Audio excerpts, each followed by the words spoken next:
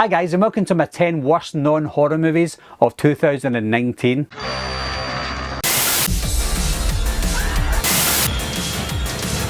Everybody's a suspect! Coming to get you, Bobber. Wolfman's got Nards!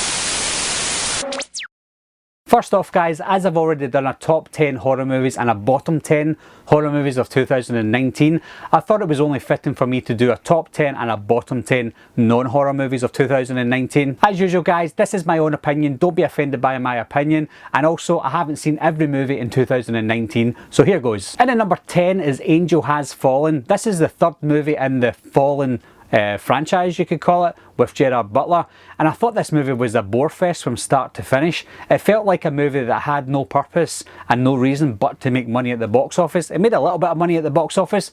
I don't imagine there being another Fallen movie in the future. I think that's the end for Gerard Butler's character.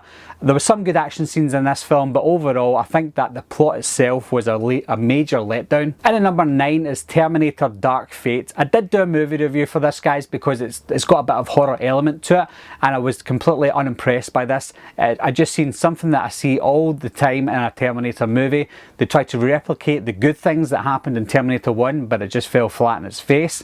They took what was so good about Terminator 2 and completely ripped it to shreds within the first 5 minutes.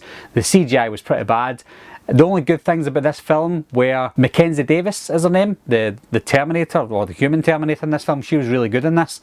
And I think that Sarah Connor and the Terminator, Arnold Schwarzenegger and Linda Hamilton, were good acting. They were good at acting in this film, but their characters were also pointless, just like the movie, a pointless Terminator movie. And at number 8 is MIDSOMMAR. Yes, I'm including this in the list guys. Yeah, you could say it's a horror film, and I do consider it a bit of a horror film, and I want to talk about it because a lot of people have mentioned to me that why haven't you put MIDSOMMAR in your bottom 10 horror, or why haven't you put MIDSOMMAR in your top 10 horror? And the reason being is because I don't really consider it a massive horror movie.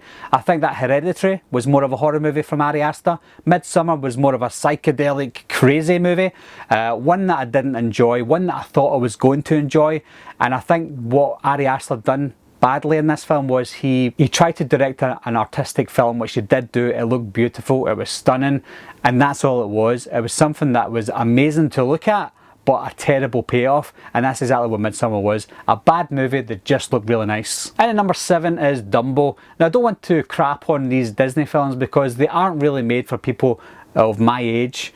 They're made for kids, and that's what DUMBO is. There's quite a lot of Disney films coming out these days, some that I enjoy, some that I don't enjoy. DUMBO, unfortunately I didn't really enjoy that, and to be honest I didn't enjoy the original animated classic either. It really bored me as a kid. I only went to see this DUMBO because of my kids, and my kids didn't really enjoy this either.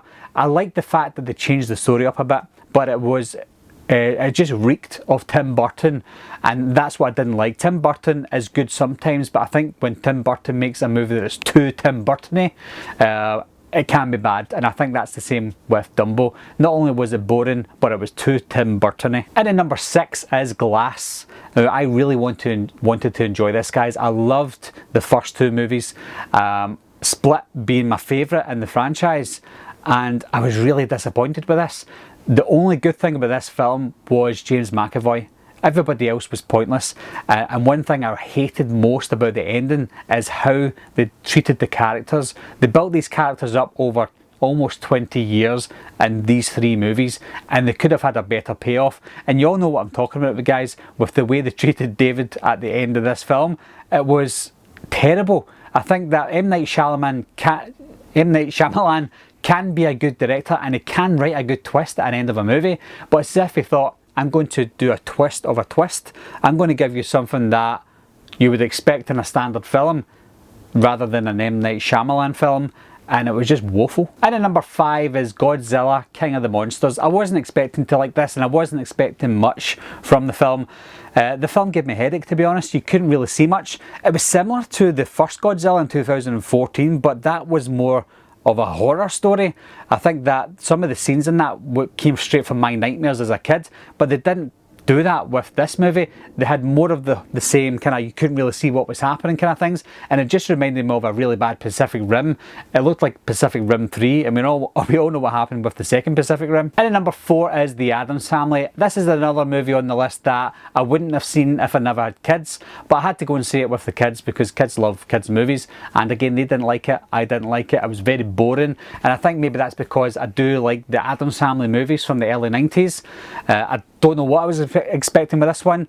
The cast, you couldn't say much about the cast because you couldn't see them, and the story itself, it just seemed like a very tame non-Addams Family story. It's hard to explain, but it was just a really boring Addams Family cartoon. And then number 3 is Dark Phoenix, or X-Men Dark Phoenix.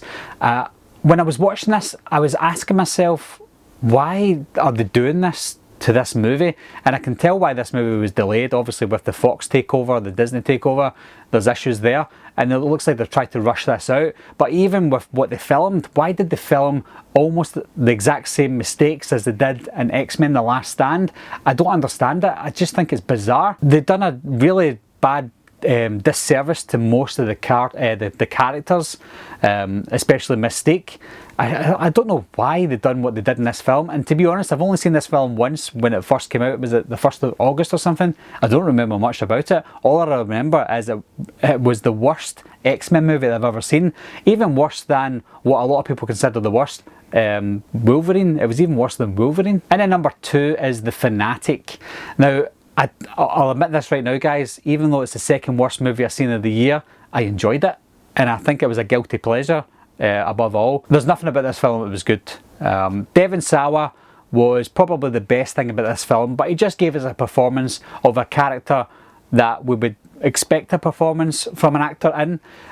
John Travolta was awful. There was things that didn't matter in the film. There was a narration throughout this film that we heard from a girl's point of view that we didn't really need to hear from. It was a complete mess by Fred Durst, and a movie that shouldn't have been made, but it was made, and I will watch this film again, even though it's terrible. I will punish myself and I will watch it again. But The Fanatic, if you haven't seen it, you have to see it to see how bad it actually is. And then number 1 is Hellboy. Now, this is the only movie of the year that I fell asleep in. I fell asleep twice while watching this film. Luckily I watched it at home, so I was able to wake myself up from snoring, but this was bad. Now, I don't really like Mila Jovovich as an actress. I think the movies that she chooses to be in are all pretty bad these days. I think her last good movie was The Fifth Element, which was 1997. The only reason I watched this film was for David Harbour.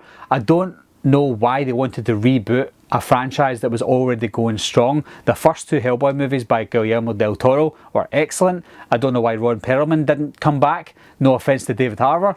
David Harbour was good. They made this an R-rated Hellboy movie, I believe, and it was a 15 in the UK.